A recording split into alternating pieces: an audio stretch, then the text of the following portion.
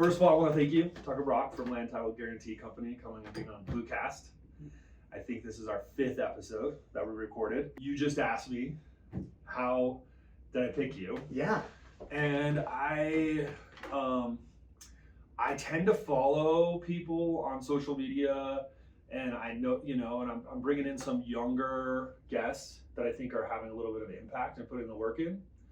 And, when people put the work in, I feel like I want to get out your information, your thoughts, what you're doing, how you're doing it. And we'll get to it later in the episode, and That's we'll kind awesome. of talk about some of the stuff you're doing, why you're doing it, what your philosophy is. Absolutely, yeah. Yeah. I'm an open book on all this. Cool. So, but before we do that, I want, because I don't know, and I know the people that are going to watch and listen to this episode don't know, a little bit about your history. And I kind of done that in every episode with my guests of like, just tell me about where you came from, how you got into title business, how you got into real estate. Just give us a little background. Well, like most people, you don't pick title. You fall into it and go, well, I'm not leaving. I like it. Yeah. For me, it works for my brain. It works for my personality. There's the Right. analytical side, which I love. Right. Yeah. Then there's the fun side of going out and doing the closings and being with people and being a rep. So it's fun. It just hits both sides of my brain. Right. As opposed to like having a job where you do the same thing every day. Yeah. Yeah. Or you're like Yeah. only social, or you're only analytical. Yeah. It's a really nice combination, and Yeah. it kind of allows you to make it your own way. Yeah. So I've never had this issue of, oh, you have to be X, Y, and Z. If you put me in a box, I'm not going to do well. Right. I need to I have. kind of feel like that is all people that work in real estate. 100%. Like everybody I know in real estate is like, you can't put me in a box. You can't tell me, I have to do this way or that. Everything's you have to have a little bit of freedom. Trust me. Yeah, trust me exactly. to be me. Yeah. And that's something I always think about. I was like, what's your authentic person? Right. And I'm a sales rep, so Yeah. I meet a lot of people who are like, oh, Tucker, I want to do social media. Yeah. Oh, awesome. Do you like social media? Yeah. Do you use it? Uh-huh. Do you engage in it? Do you find it helpful? And is Right. it something that's going to be a chore or something that you see as a benefit? Yeah. Oh, I hate it. I don't. Well, then why are you focusing on doing it? Yeah. Your spirit's not on there. What are you doing? Yeah. Do what you're going to actually do every day and wake up and do it. That's gonna help. Because if you're not authentic, people read right through you. Exactly. Especially in this industry. Yep. We're all in sales. We're all people. It's funny because You're I've right. talked about in previous episodes. It's like, I think the best salespeople in the world are people that aren't salespeople. They're just authentic people, just doing themselves, and just being real, right? And I think that is like, I think that whole era of like salespeople in the past has kind of gone away. Like Glenn Ross model Yeah. doesn't. It works for certain things, Yeah. but that's not who I am. Right. Right. So like I grew up. My dad did publishing. My mom did publishing before that. What did my they? dad- So where'd you grow up? Here in Boulder. So you grew up in Boulder? Yeah. I went to Fairview. I thought we were gonna be Did friends. you go to Boulder High? I thought we were gonna be friends. My daughter I'm just joking. my daughter went to Boulder High. Okay. Yeah, she Awesome. graduated. She's a junior in college now, so she, Good on her. she grew up in Ned, and she graduated in Boulder High 3 years ago now. Yeah. But so you're a Boulder native? I didn't know that. I'm a Boulder native. Cool. Grew up here in Boulder. Went to CU. Yeah. Came out in 2011 after college, going, wow, great job market for a sociology degree. Really, really lined this one up. Although well. sociology kind of fits with real estate, I would think. A little bit, yeah. I realize sociology is amazing because you see all these problems in the world. Right. But I picked up a minor in econ because that's what I was good at. Perfect. Yeah. And that was like easy for me. Doing like the high level economic classes was easy, whereas writing a paper for sociology was an absolute nightmare. Like my least favorite thing, but I love the subject matter. And I found sociology, I can tell you about all the problems, but I can't fix anything. Yeah, right. And coming out of college, I'm like, that doesn't work. I need to fix things. Yeah. I can't just accept it. That Right. just doesn't work for my brain. 2011, I remember going to a couple interviews where I'm sitting down across, there's someone else in the waiting room who's in a full suit in their mid, 30s or 40s. Right. And I'm like, I'm competing against this person who actually has their act together and isn't, 2 months out of college figuring out what they're doing and serving at Turley's. Yeah, right. But I remembers Turley's. Like I served there for a little while. I was like, this is not a good fit. Yeah. So then I kind of was like, what do I like? I'll never get this moment again. So I moved up to Steamboat. Oh, cool. I went to college at Steamboat. Oh, you did? Yeah, I love Steamboat. CMC? Yeah. That's an awesome town. Yeah, I love it. I love Steamboat. Yeah. How long were you up there for? Well, you move up for one winter, like everybody. Yeah, right. 2 years later, 2013 floods hit. My dad's calling me going, Tucker, I could use a lot of help. I'm going, perfect. I don't want to be a career server. Right. Not that there's anything wrong with that. Yeah. I just knew, I had a couple of one particularly profound moment serving tables. And I worked at like a higher end restaurant called Carl's Tavern. It was right when it opened up. It was the hottest place in town. It was fun. Yeah. And I'm serving on this group of guys. I think there's like 5 of them there. They're out of like Chicago or New York or some, finance folks, I think. Yeah. And they're all having fun. They're putting back drinks. They're eating steak, and I'm connecting with them. I'm having a blast. It's one of the best like table experiences I've ever had, like serving. And at the end of the night, they're like leaving. They're like, "Oh yeah, come meet up with us." And I'm like, "Well, no, my shift is another 2 to 3 hours. Like, no way." Yeah. And I kind of realized I don't want to stand at the table anymore. And not in a bad way. It's like I don't want to stand at the table. You were done with it, yeah. Like I want to be able to have that moment in life where I can sit down and hang out with my friends and go on a ski trip The freedom. and not be working. Yeah. Or not having to stand. Like I don't mind working, but just having those opportunities, and it really crystallized it for me. And then my dad's house getting flooded was kind of like the catalyst of, hey, move back. Right. I got plenty of work for you to do here. So then you moved back to Boulder, Yep. help your dad, and then did you go into the title business in 2014 or? No, it took me about 4 months to find a job as a teller. Okay. Because I was like entry level. I didn't even know what title was at that point. Right. So I got in as a teller to First National Bank of Omaha. Yeah. It was between them and Elevations. I got a part-time offer from Elevations after Right. like 3 months of interviews, and like, how hard is it to get a teller job? Like, what am I missing here? I had no idea. I thought it was pretty easy. That's what labor market's changed the last several years. Right, But yeah, 2013, 2014, finally got hired. FNBO gave me a full-time offer, took it, and just was like, I had this mentality of like, I'm working hard. Like, Yeah. do I want to sell a credit card? No. But if it's the right fit and I can save them money or make them money or cut down their interest rate or have them not pay what was then like 18% interest rates, now it's over 20. Yeah. Hey, yeah, let me help you save money. Like financial responsibility has always been something that I enjoyed. Right. My mom raised me that way. Like she had me in middle school doing taxes with her pencil. That's and cool. go back with pen. Yeah. It's just how I learned. That's it a clicked for me. great for your mom to give you that gift, or to teach you that kind of stuff when you're younger. I think our society in general needs to do a better job of like teaching that kind of stuff to We're not going to learn it in adults. school. Be honest with your kids. Exactly. Yeah. Tell them where you made mistakes. Hey, I did this. We should, right? There should be classes on credit score and owning How to property. manipulate your credit. So I had a couple yeah. friends who had bad credit that were like my guinea pigs. And I said, hey, take out a CD secured loan and do this. And like, oh yeah, and I'm also 2 more revolving, Yeah. Exactly. And it was fun because I got to help my friends and I was learning myself. Yeah. And it was engaging. Like that works for my brain. Cool. So you were the teller, and then how did you get to title? Great question. So do you know Susan Wilkie Wood? I don't. Okay. Well, she's been around real estate in Boulder County for 30 years. Okay. Different roles, different things here and there. She was a great title closer, switched to go try banking out, was doing mortgages for a while, then came eventually back to title. But while she was doing mortgages, she was at FNBO. Okay. And we were doing an 80-10-10. For those who remember, that's 80%, first mortgage, 10 HELOC, 10 down. Well, I was doing the 10 HELOC, and she's like, Tucker, come to my office. I'm like, okay, 26, 25, 26. So she was a loan officer in the same bank She was you a were loan in. officer, yep. Okay. And I'm 25, 26. She sits down and goes, Tucker, what are you doing with your life? I don't know. That's a great question. Trying to move up, like trying to progress the ladder a little bit.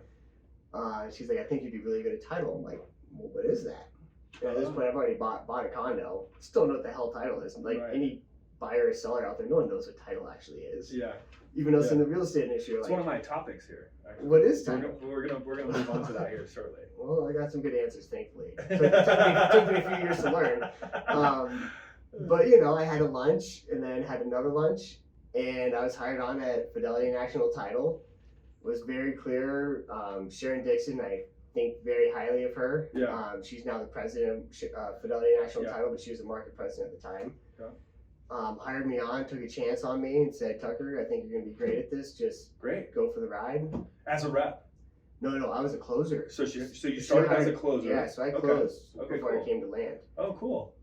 So I joined as a closer, and I was very clear. I want to do this right. I'm very detailed. You know, I have a base. Yeah. Well, welcome to title. Yeah. Day one walk in. Well, actually, we're kind of shorthanded. You're a So closer. you just got thrown into the fire? Here's some, no offense, but here's some refinance clients. Try not to lose too many. We're going to train you for about a month. And then, you know, just ask questions. I mean, you know, learning by trial by fire is probably a really good way to learn. I think. I would not have, at the time, I would have changed a lot. Looking back on it, it works so much better because you just learn by mistake. And I hate saying that. And then there might be a few loan officers out there who hear this. You're like, yeah, that makes a lot more sense than 2016 and 2017 what Tucker was doing. But that was, I mean, my dad would ask me, I go to dinner with him, and what's your job, Tucker? Well, it's pulling payoffs. It's organizing this. Yeah. 6 months later. Well, it's, you know, it's negotiating this piece and then handling that part and trying to work with these, you know, X, Y, and Z. Right. So how long were you closer for until you got into the rep side? So I closed for 4 years. Wow, you were a closer for I had no idea. You closed for so long. And I hit some pretty good accolades. I got flown down to Mexico for being a top producer. Oh, cool. 1 of 5 escrow officers in the entire state. Cool. That's what we call closers internally, is Yeah, escrow officers, escrow by the way.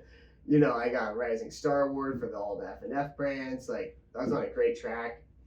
Timing, you know, whatever. We're not going to go into that today, but I had an opportunity and reached out to Anthony Meisner at Land. Yeah. He was trying to steal all my clients as a sales rep, and I was a closer, and we ended up drinking some whiskey, and I was like, shoot, I kind of like this guy. Yeah.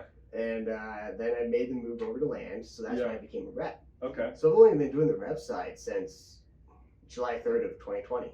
Okay.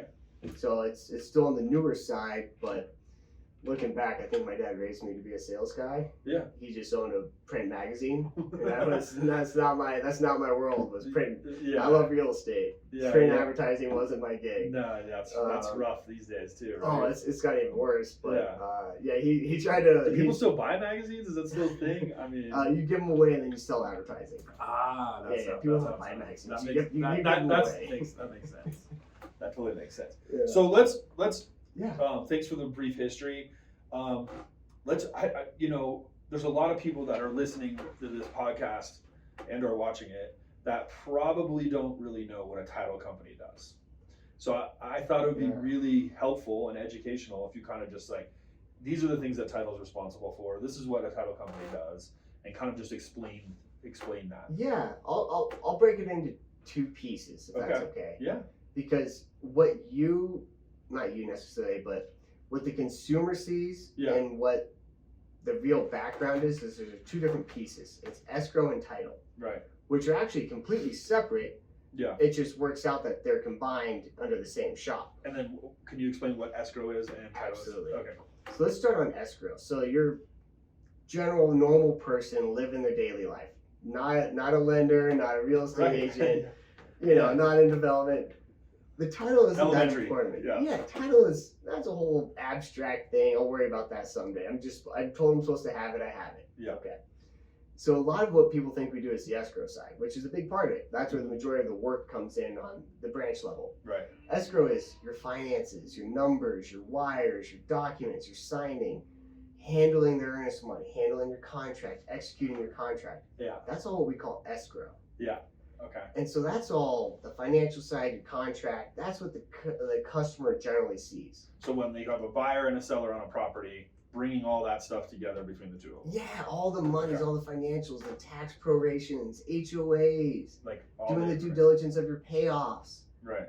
That's all escrow. Yeah. Now, parts of those tie into your title work, Uh-huh. but the majority of that is really your escrow side. Yeah. Where the interesting part is the title side's like this obscure black box that people go, hey, I need it, I don't know why. Yeah. Because most time you don't have a title claim. And this is something that if we do our jobs perfectly, Right. we should never have a title claim. Yeah. Now it's not how the world works. Mm-hmm. We accept. Can you just take a minute to explain what a title claim is? Yeah, let's just start at title first. Sorry, Yeah, okay. let me slow down here. All right. When you do it all day long, you know, all the guests that I have on here, it's hard to get them to be like, I'm like, okay, back up. because you start saying things and talking about things that normal people I don't think would really understand Yeah. unless. So you have to be really, you know, when you talk about these things, kind of go into detail in certain parts of it to give people a better idea. Yeah. So really, the idea of title is, hey, I'm going to go buy a piece of property. Yeah. What you don't know is that the way a lot of the laws and statutes run, both in the state and the country, is they're tied to that property. So even let's say, Blue, you owned a property, you sold it, there's an unrecorded mortgage against the house. Yeah. And against you took out a personal loan and secured the house against it. Right. Well, just because you move out and you sell the property, that's not my problem. Yeah. Let's say someone forged a deed, the one before you, to sell it to you. Yeah. Well, even though you're gone and you sold it to me for full market price, There's a and chance I couldn't have really owned it in the first place. yeah, and that What you're person saying. before you Yeah. goes, hey, this was fraud. My grandchildren are owed this, not you. Yeah.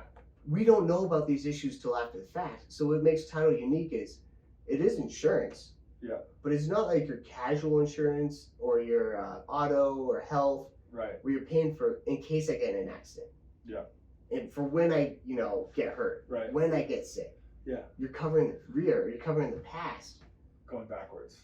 In And it case makes it anything way else. different. So historically, if everything was perfectly a record and everything was done right and no one ever did anything wrong and we had perfect examinations and no one ever had a handshake agreement between two neighbors to allow an easement, which is a big issue now. Yeah. We wouldn't have, we wouldn't need it.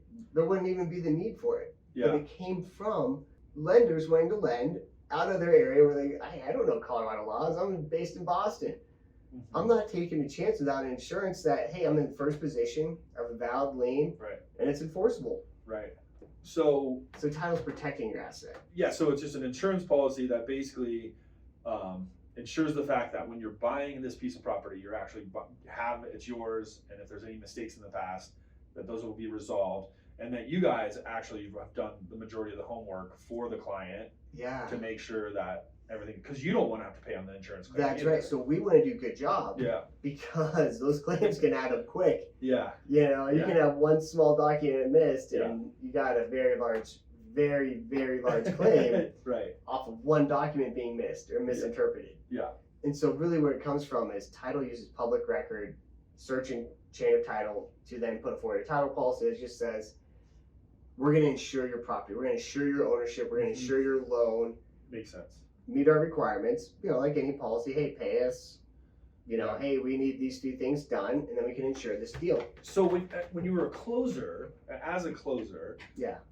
is it your responsibility to do both the escrow portion of it and the insurance portion of it, or does a title company have a part of the company that does all the research and all the title log stuff that'll underwrite kind of the house or the land or the lot or whatever you're buying and like go back in history and make sure that it's correct? Is that all fall on the person who's the escrow officer, or? Thankfully, no. Okay. Thankfully, no. Otherwise, your closers would be the most introverted people you could ever imagine. Right. It already is more of an introverted leaning job, with Right. the ability to go act at the table. Yeah. Sociology. That's a saving feelings, That's a saving dramaturgy. grace. Yeah, dramaturgy is, like, hey, life is a performance. Right. That's how closers are at the table. Like, you're Yeah. you're acting. Yeah.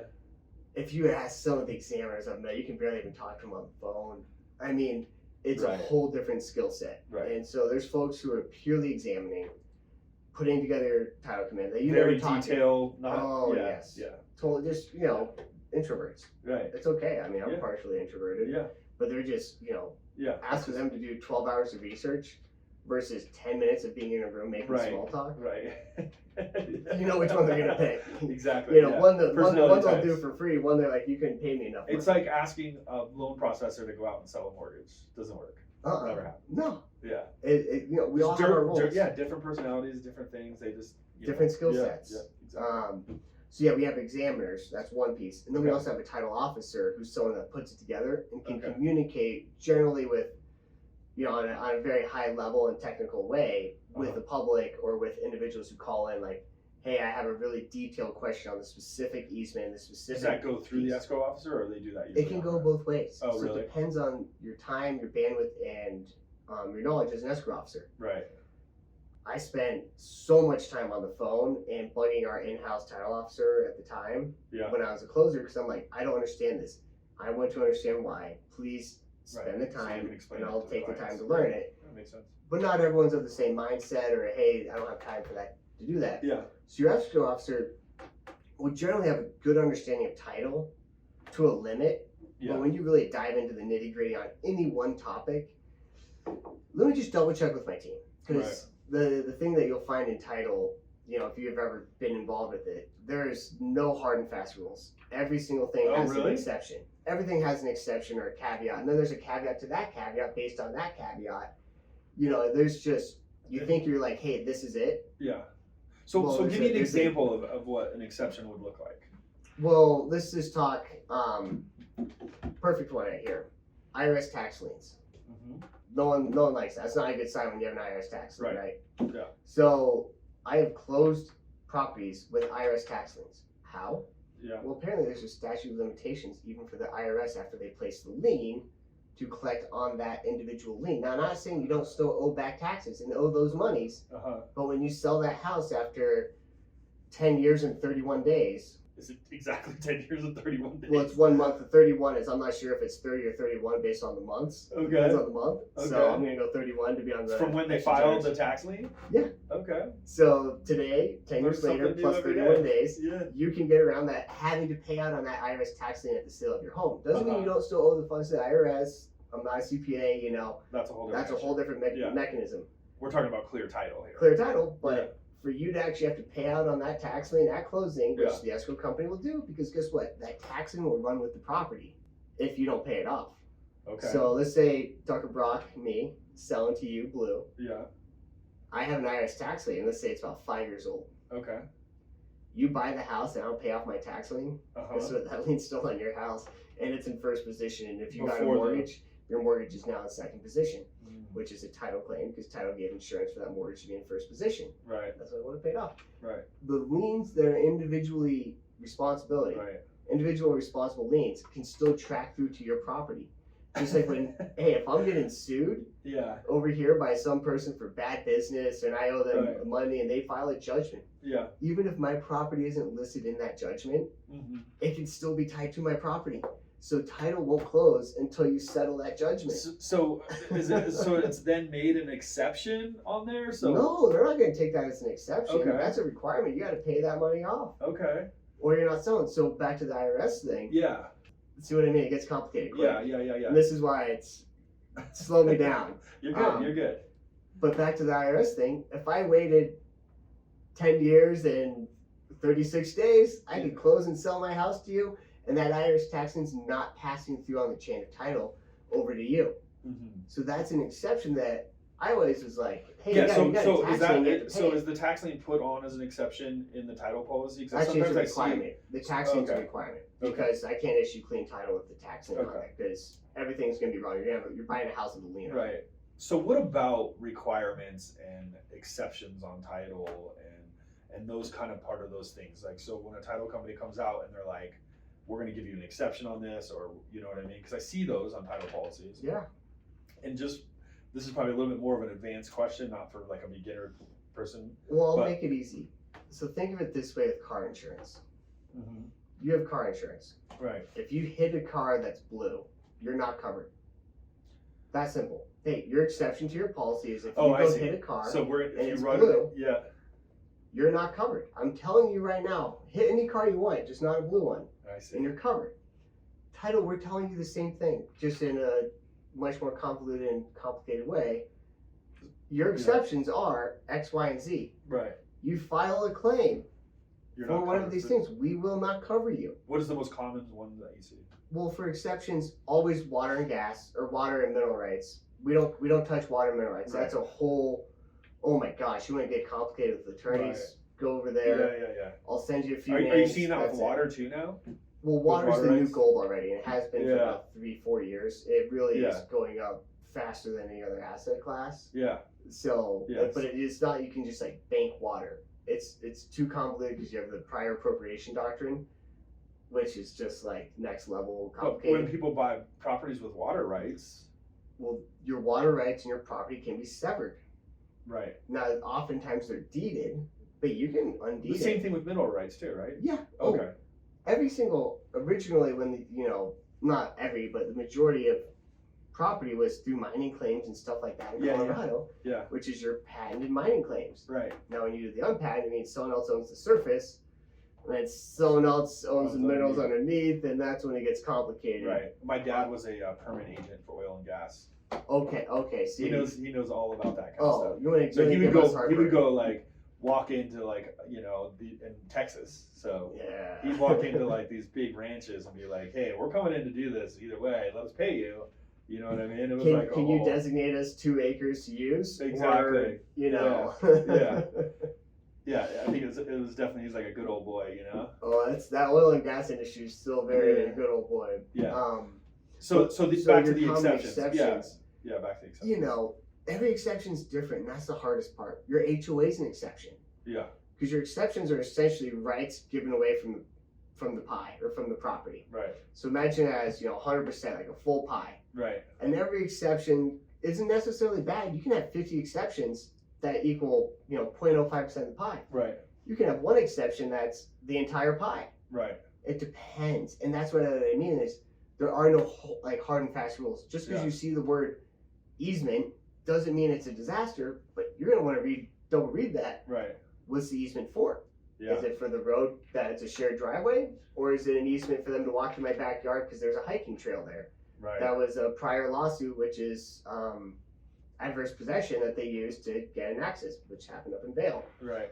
Or like what happened in South Boulder, those poor people who had that adverse possession claim back in like early 2000s, who just got fleeced based on statutes. Statutes ended up changing. It was that bad. Oh. But that was an adverse possession thing. Right. Anyone who's been around Boulder a long time knows what I'm talking about. It was a judge and a judge and an attorney who, as a couple, it just totally fleeced someone, from what I understand. Really? And kind of how the news articles are written and everything else is really unfortunate. The statutes changed. It was that bad. The entire state's statutes changed. Was it for access or something? They were accessing something open and notoriously and hostile, and ended up getting it. Not even an easement, but they got full fee ownership, so they took over that land. Versus just getting a perpetual easement, which is a little bit different. That's crazy. Or what we call a prescriptive easement, because it's issued by a court. Right. Yeah, that's a bad one. Yeah, I'm sure there's, especially with hiking trails and stuff like that, I'm sure that probably is pretty common. I mean, there's a great one right where I grew up on 5th and Pleasant. Yeah. Over on 4th and Marshall. Right. There's this little hiking trail that went up what we used to call the Angel Tree. Yeah. There's that big rock you could sit on, and I have a lot of memories there. Yeah. There used to be that little goat trail that went straight up. Yeah. Up Flagstaff there? No, it's on Flagstaff, but it was further to the north, totally. down the hill. Yeah, but it goes up. Yeah, exactly. Yeah. That got covered up by brush. No one ever used it. That right there was most likely an adverse possession. Yeah. But they kind of let everything overgrow. If Stone would have filed a lawsuit over that, they probably I don't know enough of the facts, but based on how long I'd used it and what I'd known from my parents using it, that's adverse possession. Right. 100%. Right. That needs to remain a public trail, and now it's closed, and now it's private property. And just for our uneducated, or not uneducated, but people that don't know what we're talking about. People who are not doing this 12 hours a day. Adverse possession is what? It can mean different things, but essentially, I am taking something because you're not using it. Okay. And if you have repetitive use of something over so many years. Over years, I can claim it as mine because you're not using it. Or public in those instances, right? Like it gets complicated fast. So that hiking trail, I could have filed adverse possession as long as it wasn't the city who owned that. Now, you can't sue the government. Right. You can't adverse possession of the government. They own all the land until they grant it. Yeah. But if it was fee ownership by an individual or an entity, that'd be adverse possession. Can it go in reverse? Can a city of Boulder adverse possession a piece of property from a? That is eminent domain. That's eminent domain. Right. So that's a whole different process. Yeah, that's a whole different process. Yeah, so that's kind of where I was talking about your exceptions. Yeah. Your exceptions are so absolutely important as an individual buying a house. Yeah. 80%, 90% of the time, it doesn't matter. So really, the lesson here is that if you are new to buying homes or very experienced, and I don't think very many people in general look at their title policies. None do. Absolutely. Right? None. It's kind of important for you to look at a title policy. It's extremely important. Because you got to know that this company's land title's there to ensure the title work on this house and make sure that everything is in line, and that you guys are going to make exceptions if there's a little smaller issues, and that you really need to pay attention to It's what those anything are. of record, regardless Yeah. of the size of the issue, unless Right. it's like, hey, we can't offer insurance on this because even if you were willing to take the risk, just take the risk. Like, we can't give you insurance. Yeah. I forget what the word is, but it's like just bad insurance. Right. You're just not acting in good faith. Yeah. Like, it's funny because I call on commercial. I work in the commercial world with developers. Yeah. Do you know how much they love title? Title is like one of the most important pieces to Well, them yeah. because they're understanding the use and the situation of the property and the easements and the access points Yeah. and where your curb cuts, where your parking Well, spots. especially developers, right? Because they're out there laying out these lots, and More than access and water and Oh, hey, you have an Yeah. old railroad going across it. You can't vacate that easement without them signing off on it. right. What do they want? How much money do they need? Hey, there's a sewage line going through the center of this property. Can't move it based on gravity. Can't develop it. That dirt is always going to be dirt. That's crazy. And so that land could be worth $1 million. It could be worth $100,000 to be turned into a conservation easement. Right. That Yeah. that title can make that much of a swing. In residential, though, there's just generally less risk because it's almost lot and block. You Right. get Pretty mountains and basic. Mountains get a little complicated. agriculture. I've done a lot of loans in the mountains for a long time. Yeah, I bet you have. I there's some different caveats to mountain properties. And There's that's mining why plains and stuff like that. That gets a little tricky. You get some of those weird requirements of Yeah, we yeah. need not just an Access, LLC. easements. Oh all kinds yeah, of stuff. well those Yeah. for good reason though, Yeah, yeah. because there's nothing of record, and we're Yeah. really running into access issues it's Yeah. been going on for a while. It's going to keep going on Yeah. because everyone handshake agreements of, Right. hey, I'll plow the road in the winters, you grade the I road think in it's the slow. I summers. think it's kind of slowly It's evolving. it's and- coming up though. We're Yeah. just seeing Yeah. more of it. And Yeah. We're just having to educate more and make I it more of an I make see sure you it fair. have the access fair of what you think too, Yeah. because that's a big issue. You might have two ways to get to a property. Mhm. There's the easy way, that's 25 minutes. And there's the hard way, that's an hour and a half. Make sure both roads are legitimate access. Right. That's stuff you run into. And then, it doesn't matter until you go to build Not just even at your house, like a driveway. You're talking about a road to get to your house. to get to your house. Yeah, or maybe it might be a 4 or 5 mile private road. Yeah. Yeah. Well, you're not paying into it, you're not maintaining it. Who's doing that Yeah, for that's you? a really good question. Like, if people are buying houses in the mountains, that they're not just even looking at the title of their house or maybe the surrounding area, just understanding where the access Yeah. points are. You know what I mean? And that's what we research. We research that. So we'll Yeah. call it out. If there's no legal access to the property, we're like, Right. we need access here. We need an easement Yeah. somewhere. Yeah, but you're not. Help us I mean, out. If there is a longer access point, it's not like they're going to be like, okay, this is We how you're don't gonna we don't know which access point you Yeah. got to there. from Yeah, title. exactly. Like, we're looking at paperwork. We're not walking these properties. with you. Exactly. So that's where it gets complicated. It's like, Yeah. well, we drove this way. Of course you go that way. We don't look at it that way. We see there's a road connecting You it. can go that way for now until that owner decides that you can't go that way. Yeah. Yeah. But hey, you have the back route. That's the super long route. Right.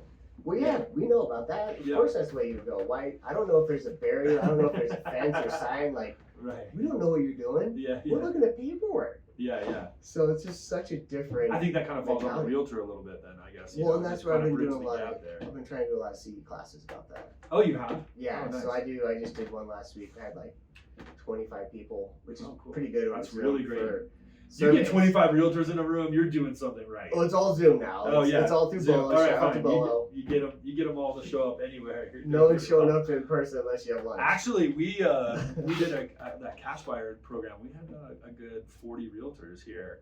We bought them lunch though, of course. That helps. It does. I mean, you just gotta. Yeah. I mean, if you're doing it first thing in the morning, it's tough because that's when people are working Yeah. in their flow. They're working on Yeah. their business. Yeah. Yeah. It's your business in the morning, then your clients. So in the afternoon. educating the realtors, I think, is probably a good Yeah. a good And approach. just being a resource. I mean, a lot of realtors in the mountains that I work with, They know that. they know this They're stuff. so good. Yeah, There's some they've been doing really it good there. folks. Yeah, they've been doing it a long time. So, But that's back to what you're saying. Exceptions are so important. yeah. Just because you see a lot of them doesn't mean it's bad. Just for the public out there. Just because you see them doesn't mean they're bad. No. But I think the it's just lesson there worth is to just read it. Yeah, is just pay attention, right? Same with your HOA. Hey, Read it. you can't have a 3-story pink house. Okay, do I want a 3-story pink house? Is that an issue? Right, Do I need to have my RV in my garage or out Right. parked out front? Is that an issue? right. Just know, we're just telling you what you're not allowed to do. Yeah. Essentially, we're just telling you, Yeah, but we don't ever reach out. I want to be very clear on this. We don't reach out and say, make sure you look at exception number 8 or 9. Right. Because then if we miss one, then we're on the hook. Right. We're not there to blow up deals on buyers or sellers. You're just We like, give you here's the information. It's on you to do the research. If you want to read it, totally fine. When's the last time you read your bank agreement when you signed? I think we're so used to just like clicking and signing stuff in general that nobody reads anything anymore. Yeah, Right. totally. So I mean, Which is kind of sad in a lot of ways, but it is what it is. It's just when it comes to your reality. title work, just be aware of what you're clicking and signing. I mean, it's generally the biggest purchase of your life. So maybe it's the one time you probably want to read a document. Due diligence might be important. Oh no. Yeah. Yeah. You're gonna exactly. spend 10,000 hours shopping the house, but an hour a night looking over the title work. It's Right. like, yeah, you might. It might behoove you to do something. Hey, I'll Yeah. stick to my lane. I though. I'm a I title agree. student. I'll stick to my lane. I agree. All right, I have a lot more stuff on here, so Oh, we have to man. move around. It's okay. Yeah, It's all right. totally. What are you seeing generally in the market right now? Are you guys starting to see more foreclosures? Are you seeing more people with investment properties, more primary? What's the kind of stuff you're seeing? Mixed bag, but mostly in a mixed bag of it's a market of need Mm-hmm. and a little bit of want. We're getting Okay. a little bit of want this year. Okay. Last year it was need, Right. right? Last year, really leading into this year was, it's a little doom and gloom, but the 3 Ds, death, divorce, and debt, Yeah. Yeah. were really unfortunately the main drivers of why they're selling and buying. Yeah. Or at least of the refinancing. selling. At least of the selling. Yeah. Refinancing, same. Yeah. Yeah. It's one of these 3 unfortunate reasons. Yeah. But right now we've seen an uptick of actual, hey, I want to buy. Yeah. This is the house I can get, and I can get it at my terms, Mm-hmm. even though my rate's higher than I'd want. I blah, think blah, I blah. think in general, do you feel But can you get the Yeah. house you want? Because Yeah. you don't buy real estate for a 6-month or 12-month investment, or even a 2-year Right. investment. I mean, do you feel like people are this? I'll tell you after what I think after I ask you this question, Tucker. Do you feel like people are getting more comfortable with the rate environment where it's at, and so that they're like, all right, I'm not waiting any longer to sell my house or move up or move down, or you know what I mean? And like it's more Yeah. of like a obviously it was a huge shock moving 4% in rates, and generally. And so do you feel like people are just getting a little bit more comfortable with the higher rate environment? I think and this is, me looking at it as a title perspective. I'm not your real estate professional. No, But yeah, 100%. But it's when something changes that fast, regardless of if it's good or bad change. Yeah. When change, people take time to adjust to change. Yeah. That's a big piece. Right. Also, the forecasting and the consumer sentiment, Yeah. not necessarily national even, but even locally and even hyper local, just in Boulder County, Right. is very different than if we were out in Kansas versus here, or if we were even in Pueblo versus Boulder or Denver. Huge difference, yeah. What's the number one thing about real estate? What's that? What's the number one thing about real estate? Location. What's the location? Location. Right? Location. And so Yeah. here Yeah. locally, we're always going to be at a finite supply of location with outpaced demand, even Yeah. with our price point. Right. As we go further east, we feel the same thing. Where are the areas that saw the most appreciation last year? Yeah.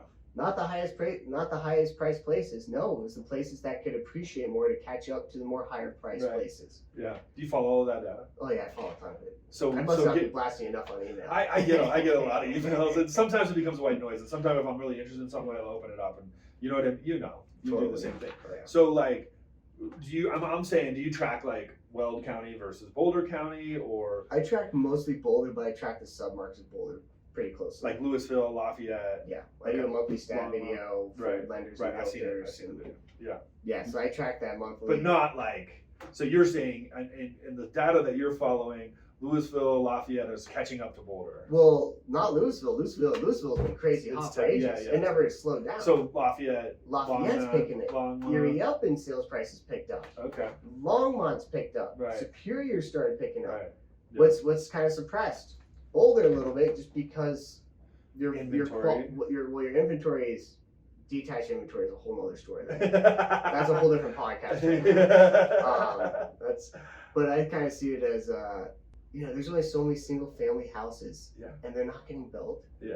and it's kind of like this scarcity issue. And I come from a mindset of abundance. Yeah. You still have to be realistic. We're not building them.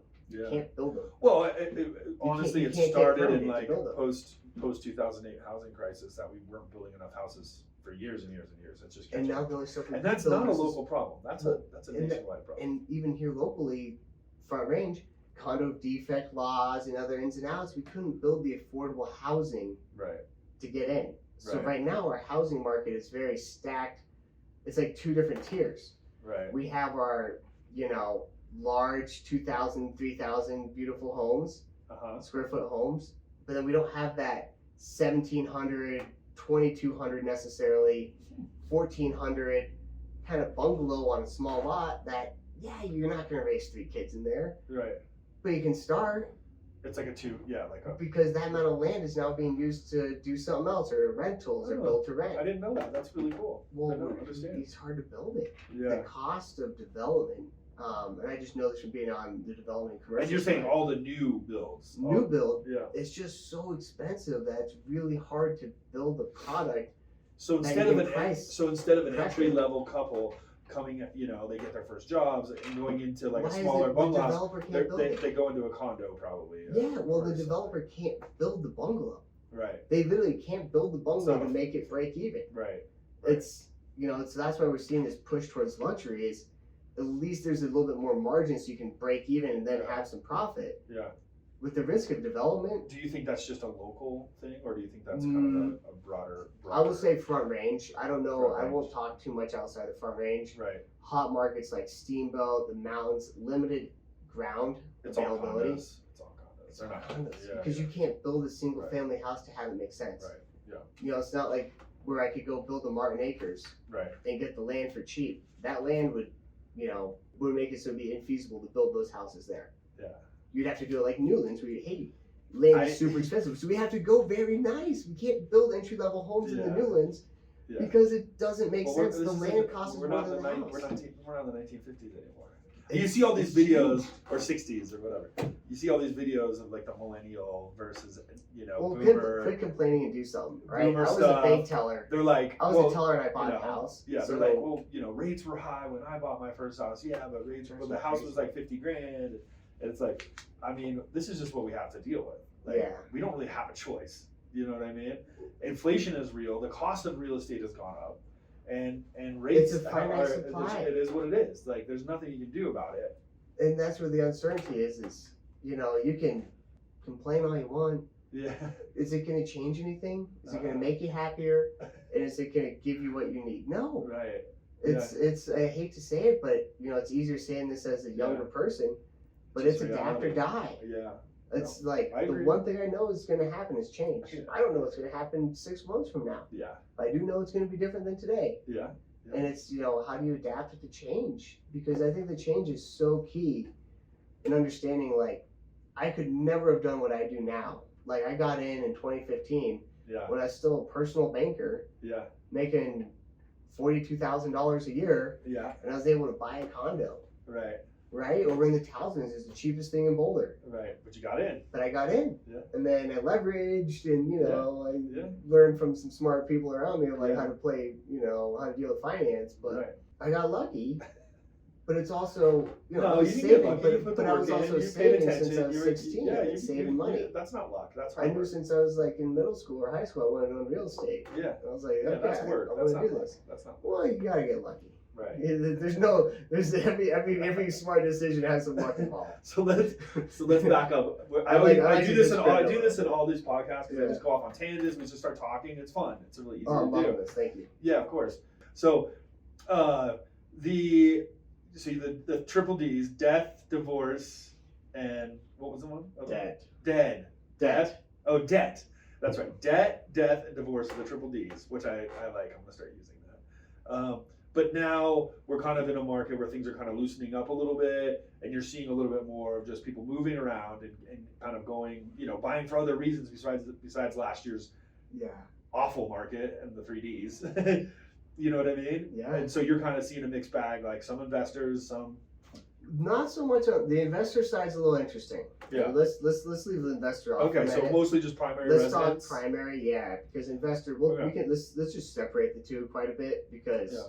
I do invest some, Right. and what I see and how I feel like the investment world's a whole different beast. See, I thought with all the new DSCR loans and all that, all that stuff coming out, that you see. DSCR is only good for the right person. I know. I want know. DTI loans. I don't want DSCR loans. I know, but I would imagine because so many are being done that you'd see an uptick in people buying investment properties.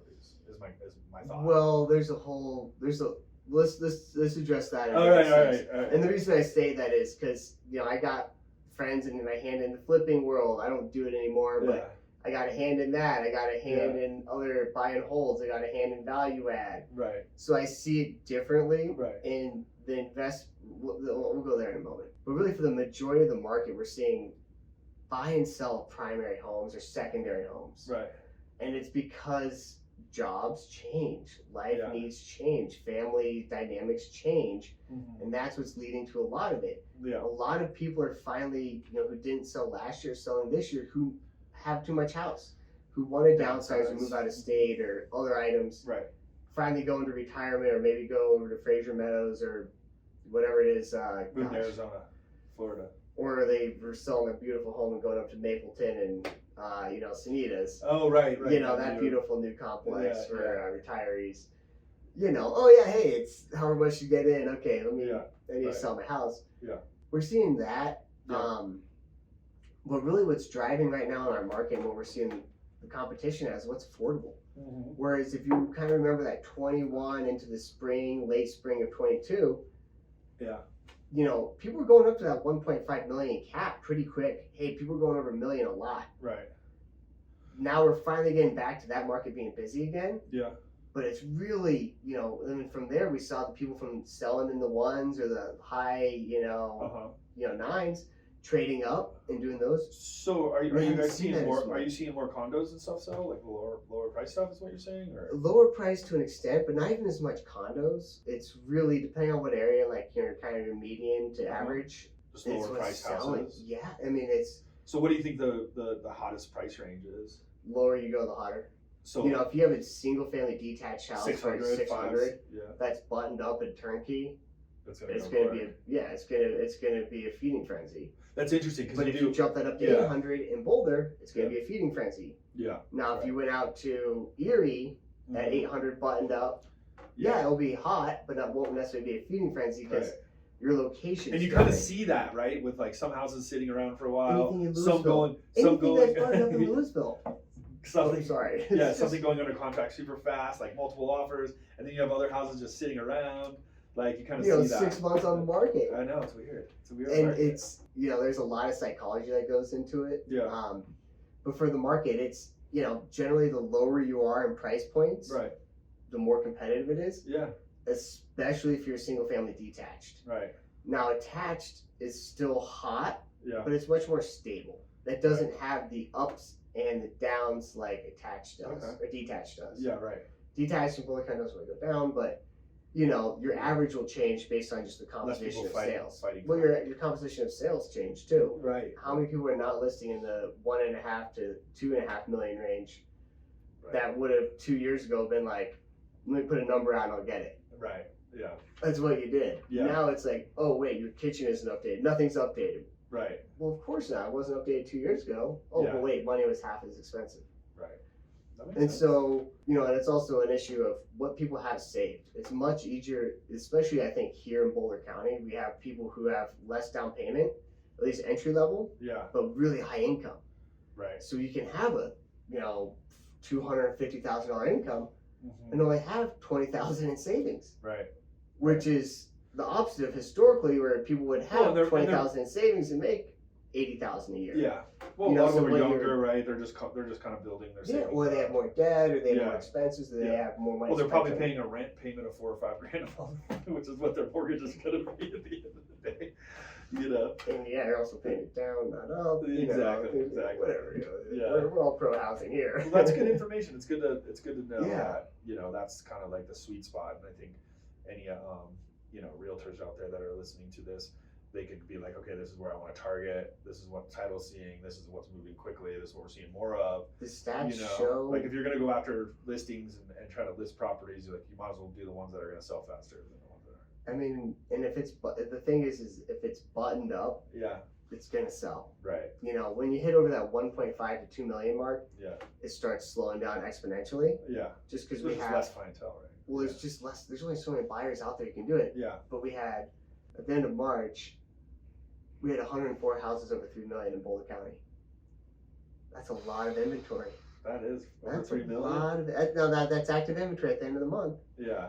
That's a lot of inventory, but That we only house is over had 4 3 sold. million. We only had 4 sold. Wow. Now, luxury market is still doing well and it's still ticking along. Historically, it's great. Yeah. But you just I'd like to see a graph like inventory. up from like 1.5, like what the 2-3 million, up above 3 million. How many are Think there? about how many houses have gotten flipped in the last couple of years. How many houses have been Yeah. updated? How many people in 2020 lived in their house, put $500,000 into that house, Yeah. and now it's worth this? Like we're just getting more and more on this upper. So you think And that it's not you a think that's bad going to thing. make a break? You think it'll start coming down? I don't think it'll break. I mean, when just you have think we 104 in Boulder County over 3 million, something's got to give. we're affluent. People will sit and I wait. know. This is you the think they'll just hold affluence on problem. to it? Why not? If you have the money. Yeah. Most of these folks who are in those ranges, those hold costs might suck, but it's they know not. they're It's gonna not get it. changing their life. Yeah. They're not going to Starbucks. You're not getting a coffee in the morning because of that. Yeah. They're not switching to PB and J's. No. It's a different affluence level, and that's Yeah. what makes Boulder so unique. Is Right. hey, if it's a bad Oh, I market, know, but I'll you're wait. talking about Boulder County. That's not just Boulder. Well, and, I 104. mean, There's the like county. you have a bigger area. I think and some of those things could be like telltale signs of like, hey, maybe we've kind of like it's time to stop growing a little bit, start leveling out. But we I don't still- know. but we- This is just The hard I'm part just is like playing devil's influence. I advocate. still see. Oh no, I hear it. You Totally. know what I mean? I'm like, is that a I sign totally hear for that. something that's gonna come? But then you see one that's priced really well, that's buttoned up, and it sells like that. So like that same house that was probably at 3 million is that 2.5 buttoned up and it just Not sells even really quick? even at 3 million if it's Oh. priced right. As long as So it's they're like still selling. brand new everything, brand new counters, just super Just- nice. Yeah. Like everything's redone. It sells quick. Well, and it's not just redone, but Super it nice. matches what the Right. price point is. Right. Yeah. And that's the hard part is, just because it's worth it doesn't mean someone will pay it. Right. And there's only so many buyers, so you just have to be patient Yeah. in that range. Right. We're still doing really well and things are moving. Yeah. We just have more inventory than we've had before. Right. So it's not just a buying issue; Mm-hmm. it's a supply issue. Well, Because I talked to the a lot high of- end I- hasn't yeah. changed too much in the buying like that buying market hasn't changed much. It's really the selling market has increased. So you're saying the inventory in the higher end is more. There's more inventory than there has been. Yeah, the inventory is super skewed. So like let's say we're talking like 300,000 right here. Yeah. It's going like this as you get bigger. It's Yeah. getting wider. Okay. Because there's just more inventory at the At the top. higher end. Then there is. And I mean, if you look, when I look at some of the graphs and stats and stuff that we put out, Right. I mean, it is a full linear relationship. Right. That's cool. Like you can, there's no outliers. Normally, there's at least a couple outliers. Nothing. It is like a perfect linear relationship. Huh. Well, a little bit of like an X relation, as Yeah. X Yeah. Yeah. Of course. relationship, Yeah. but of kind of showing like how it's funneling down between months supply of inventory to sold cool. to everything, That's cool. and it just shows how much I mean, cost not of money cool, but plays. cool that you have that data. The cost of money plays into it all. It's Yeah. it's all about. What do my you monthly think? What payment. do you think a lot of realtors actually pay attention to that data? I have no idea. They should. I mean, after this conversation, I'm gonna start paying way more attention to it. Well, I use it. I'm like, really? Yeah, I mean, I use it, like, I know you use it. if But I I mean, was- do you? It's just a question. So I'm thinking Yeah. about myself, and I'm like, damn, I should have looked at that. But Well, we'll just give you a better idea. yeah, Right? and it's like, hey, but it's all as an aggregate, and that's the hard part. Is Yeah. real estate's all about what's your individual. Like even when I Yeah. do my research and title, what's your parcel? What's this Right. unique parcel story? Yeah. Whereas when you look at stats, it's an aggregate, so it's good to know the trends. Yeah, I think trends are good, man. I think. Trends are good, Yeah. but I kind of look at it as, personally, I'm selling one of my condos, Yeah. and I'm gonna 1031 it up to Greeley because Yeah. I go that Are market. you seeing a lot of 1031s? No. Not as much. That money for the investor Yeah. dried up. Okay. So because you have that really tight timeline of 45 Yeah. days post closing Yeah. to identify. Yeah. What we did see was more places, more people paying the taxes and not 1031. That was something that we found, or at least I found They're taking their very money interesting. out. Well, they're selling, but they're Yeah. not playing the real estate game anymore.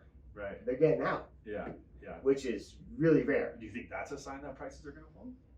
Prices are falling. I know. I'm just saying. I don't think If you have a prices- bunch of people exiting and being like, I'm taking my money and running. and not No, reinvesting. they're just not wanting to be tied into real estate. Yeah. Because when you 1031, you have to go equal or greater. Yeah. That's what I'm saying. And so then you're always having to get more leverage and more I financing. know. And then, Yeah. and I think people are kind of going, I'll just take my money, I'll pay the capital gains. Right. I just want my money. Yeah. For whatever life is. Life's more expensive, especially fixed income. The investor world is really interesting. A lot of fix and flips, but a lot of people starting fix and flips when they're not experts, you're gonna lose money. It's like going to college. I flipped a bunch of houses. I You don't know, do it. man. I don't do it anymore, but I've definitely had my fair share of fix and flip projects. I wasn't even fully hands on. I was part of a partnership with 2 other people, Yeah. and I was like, "This isn't for me. Yeah. This risk isn't for me." And it worked out. But I made some money doing it. It's just a lot of work. It takes a lot On of the risk. hands-on. You have to be, you have to really keep your eye on the ball. You have to watch what's going on. You have to, you're playing and GC. if you have a whole other job, yeah, exactly. And if you have a whole other job and you're like trying to do that and do, it's just I mean, have to fortunately, be your my priority. business partners are doing a lot of the day to day. yeah, I was Yeah. doing not as much of that, yeah, and even I was like, it worked. yeah. It all worked out. Yeah. But for the stress and the risk, it is. I mean, for all the entry level flippers, it's an education. You're going to pay money. You're paying money for an education. So don't think you're going to college for free. I think a lot of people get into it and think that they're just gonna make a ton of money because look they at watch all the Airbnbs. online They stuff. don't watch. They don't look at. They're like, oh, I can just make all this money flipping houses. It's like, well, it doesn't really work. Just because it looks beautiful doesn't mean it's going to sell in that neighborhood at that price point. Yeah, and carrying costs, they're just not prepared for that kind of stuff. Oh yeah. Yeah. Yeah, those hard money loans are fun. Oh, you'll give me 90%, Yeah. and then another 80% of my construction Yeah. budget. Oh, you're so nice. How many points up front? Oh, no big deal. I'll take 10 full on the back. At what interest it's rate? out there. It's out there. Oh yeah. Oh, totally. All right, let's move on. Yeah. We're running out of time, but I do want to talk about a couple more things. You do a really good job on the social presence stuff. Just doing all the posts and the videos and all that stuff. And I just wanted you to just kind of give me a rundown. Why you got into it, doing all this, social stuff, and Yeah. and I know you kind of touched it at the beginning about wanting, you kind of touched on it and saying, hey, I'm into this. This is what I want to do, and just kind of talk about what you do on social media. Well, I use a lot of social media because it's good personally and professionally. Yeah. So I still run everything off of a personal page. Yeah. If I really wanted to take it to the next level, I'd integrate it into a business page and still post personal. Yeah. I don't want to give that up to it's my own stuff. Yeah. So that's why I do it that way. It's funny that you say that because I've kind of gone back and forth, and I have a business page, but I still keep posting everything on my personal page. And I think I'm just gonna get rid of my business pages because I don't really. It's not the same. It doesn't work. So Yeah. keep going. And it depends on your platform. Right. Like on Instagram, which is where I post everything, Yeah. and then I have it syndicate Yeah. to Facebook. Yeah. Right. It makes sense because you don't like getting that many added benefits to having a business Instagram. Where if Yeah. you're on Facebook and that's your primary business page and your Yeah. primary landing spot, Yeah. what you can do as a business page and your paid advertisements is phenomenal On Facebook. on Facebook. Okay. But I'm also B2B. So you're bought into the Facebook stuff, huh? To buy It is buying stuff on per Facebook. dollar the best and cheapest advertising that there's ever been in the history of the world. Okay. I don't do it. Yeah. But it really is. Your Yeah, number yeah. of impressions and your reach on Facebook is phenomenal for the cost. Right. It's phenomenal. It's amazing. Are you on TikTok? No, I'm too old for that. I'm too You can't 35. look at me, dude. You're young. I'm 35. I'm You too are old for that. young. I'm an old mind though. Dude, I'm you're an old young. soul. I got an You're not old too mind. old for TikTok. I just want to ask. I want to see where you're at. Maybe if I could dance, I probably would. If you I can could dance. If I could do those cool I dances, love it. I do love the do flossing. generational take on it. If I You're could like, I'm an dance. Instagrammer, no TikTok. It's funny because you talk to people of different ages and they're like, this is my social media platform. Yeah. And it's funny that's worked that way. I don't even know how. I mean, I have all three. I have all. I mean, just I'm know your- on TikTok because of my kids. I'm on Instagram because I moved to Instagram kind of from Facebook. I'm still on Facebook because that's my generation. You know what I mean? So I'm kind of all over the board. But most people are like, they have their place and they're like, You have your comfort zone. Yeah, totally. And I'm not saying it's healthy, but it's No, you got to live outside your comfort zone. Oh, change is inevitable. Maybe I should get on TikTok. Although I already watch it. Like I hate real holes, so I already know that's a vice of mine. Well, so I mean, it's like, who knows? don't need- TikTok I could go away I here. can't have TikTok, so it's just like Yeah. might just be a downward slide for It- me. it's definitely one of those things that'll suck up an hour really fast. I don't have that time. Okay. I do, but I shouldn't. Exactly.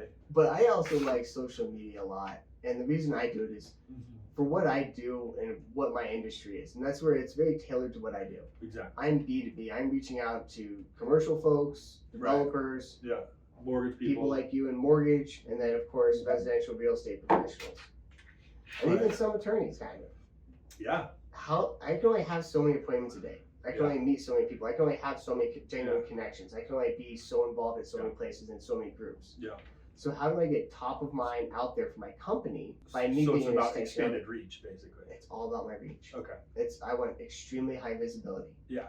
And that's how I build it, because I can perform well once I engage with someone. Yeah. I can, Right. I like people. I can Just make it. casting a wide net. I want a wider net, but that way it's also, because there's a lot of people I don't have a close relationship that love land title. Yeah. They don't love me. Yeah. They have a great closer. They have Yeah. a great processor. I they do have love a great Jackie system. Beck, by the way. I love Jackie. She's so much fun. She's the old school. She gets it done. I She's love fun. her. She's Yeah. a lot of fun. But that's the whole thing. Yeah. Is like people will work with a closer, not necessarily me. Yeah. But how do I still stay top of mind? Right. And how do I still promote land title Yeah. so that when they are in a moment of like, oh, what's the name of that closer? Oh, I just saw a post from Tucker Brock. Oh, land title, duh. Yeah. Yeah. And sometimes it's so we weird. have discussions about that in our office, and with Jesse and Dana, they do a really good job on social media too, and I talk to them about it all the time. And you can't do you feel like you can't really put a number on it, but just the overall reach and you know what I mean, the background, the top of mind feeling of it is that it has this presence that you can't really put your finger on. You can't really put a value on it. I can't fully track it, Yeah. but I can tell when my social media and my marketing is better. Yeah. Other aspects of my business is better. Right. I mean, I can't. Yeah, you can't quantify. Yeah, you can't quantify You it. can't quantify it. I Yeah. mean, it's the same thing as advertising. Right. It's like Coca-Cola. Yeah. Do they need you to remind that they're there? No, Yeah. they just remind you that they're there versus Pepsi. Yeah. Oh Yeah. gosh, I really want a Diet Coke. Yeah. How many people are gonna go drink Diet Coke after this? Right? Yeah. Because you said it. Yeah. And so that's Totally. half of it is just that top of mind Yeah. philosophy. Yeah. And then it's I also come from value. How do I make my social media not just I Content. do fun Content stuff. rich, right? Yeah, content stuff that people are actually going to use. I'll do fun stuff. I'm like, big on that. I I'm love totally skiing, big on that. snowboarding. I Yeah. put some posts up for that. Yeah. When it's me down in Denver having a drink. Well, that's the authentic side, right? Yeah, that's what Yeah. I like to do. Yeah. People who know me are like, yeah, that's Tucker. Yeah. I think my Facebook page is still me hiking up the middle of a glacier in June. So that's cool. Where Yeah. St. Mary's or something? Is Tyndale up in cool. Rocky Mountain. Sweet. But it's like that's what I like to do. Right. Cool. If other people want to connect on that, let's go. Yeah. Yeah. I don't like avalanches, so I like June. I I like to go hiking Fair. with a That's fair. large snowboard on my back to make it harder. Yeah. How do I make this more difficult? Do you know I used to be a professional snowboarder? I had no idea. Yeah. No smokes. No? Yeah. Well, it's a long time ago. I retired in 2002. I was in magazines, snowboarder, transworld. No way. Yeah. All right. Yeah. You didn't know that about me. No idea. Yeah. I learned something new today too. Yeah. That's awesome. Well, let me Um, ask you a question. yeah. What would professional snowboarder blue go like? Wow, look at you now! Like you made it, or you turned into the man, or Oh man, people. My friends are always like, you have to write a book. You don't know the half of it. I used to work for rock bands. I toured with 311. I toured with Tori Amos before. While I was a professional snowboarder in the summers, making a bunch of money, living on a tour bus, actually working for the bands. Oh, okay, not just hanging out. Pro Okay. snowboarder, mortgage guy. I used to own a couple snowboard shops. One in Netherland, one in Longmont. Really? And then I got into mortgages in 2005. So I have this whole long story of different things that I've done. And generally, the reason why I'm giving you my quick elevator speech. Yeah. The reason why that I've always been really successful in mortgage banking is because I came from those places, right? I came from these places of not being scared, not living, doing what I want and living the way I want to live. And pressing the limits and totally living outside my comfort zone because it was easy. Because I've done it so much my whole life. And just like making this podcast. I'm going to make a podcast. I'm going to start doing a podcast. And people are like, whoa, man, you're doing this podcast. I'm like, it's not that hard. Just got to do it, That's after you just Yeah. make a So plan and do it. so it's really honestly like that. The 26-year-old me was definitely never thought I would be almost 50 years old and running a mortgage bank. But at the same time, it's kind of in suit with all the other crazy stuff I've done in my life. So it's kind of just like run through. Yeah, it sounds like you're an entrepreneur throughout your time doing the snowboard. And I had a conversation with one of my really good friends who's a developer out of Mexico. He was here for the weekend. We were kind of talking about this. It's just one of those things where you just always do what makes you happy, and the money comes, the money follows. You know what I mean? Or success follows, not even money, just success. So it's just like, and you've definitely kind of like encumbered all that in what you were saying today. And like, look, you're just living in your space and being you with your social media stuff, you know? And you're like, you're living in your space, and you're like, I want people to meet me where I'm at in my social media. So it's really nice to hear the authenticity and you being that and coming from that space is really nice. Well, thanks, man. Thanks for having me on. I got one more question for you. Oh, See, yeah, not what's done that? yet, Tucker. We're running a little over, but that's okay. What kind of advice do you have to new homeowners coming into? Beg, borrow, steal, and get your first house. I love it. Whatever it I is, love it. parents, friends, Perfect. you know, home ownership will change your life Yeah. more than you would even realize in the first 5 years. Beg, borrow, and steal. That's the hands down the best advice I've heard so far of the 5 guests that I've had on. I mean, I had two friends who were, you know, did not have high incomes or high savings, who were 2 dudes who were single at the time, not together, go buy a house because it's like, hey, we're best friends, let's go Dude, buy a house it's together. the best thing anybody can do. Then they have 2 other roommates, Yeah. and now they have a house that's appreciated 100, 200,000, Exactly. and that's more than they would have made in 1 year alone on either of their own incomes. Right? And it's just like, it just opens up these doors for people. Yeah. You know, I'm a big fan of real estate is the #1 way to have upward mobility in this country. Building wealth. You know, are you gonna get rich tonight? No. Yeah. It's a 20-year, 30-year Takes a play. long time. Yeah. It's boring. It doesn't happen overnight. Give me the boring deals. Yeah. Don't tell me where I can make 30% a year. Tell me where I can make 5% for 30 years. Yeah. Give me the boring. Yeah. With tax advantages and leverage, you know, and all that. That's I like it. You had me at beg, borrow, and steal. You know, Well, Tucker, yeah. thank you for awesome, coming man. on. We Thank you. kind of ran over a little bit, but that's okay. I appreciate you taking the time to do this with me. No, this is fun. I'll come back It's anytime. pretty awesome. Yeah. Thanks.